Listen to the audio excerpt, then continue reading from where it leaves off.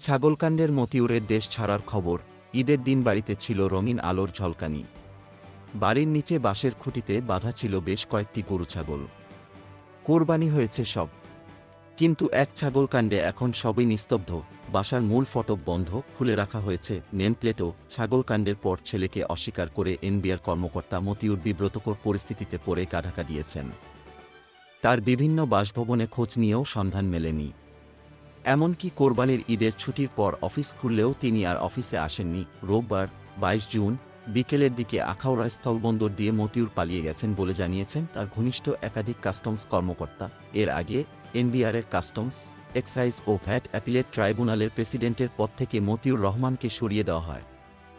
হারিয়েছেন সোনালী ব্যাংকের পরিচালক পদও। একই দিনে দুর্নীতি দমন কমিশন দুদক তার দুর্নীতি ও অবৈধ সম্পদ অর্জনের অভিযোগ অনুসন্ধান শুরু করতে ৩ সদস্যের একটি টিম গঠন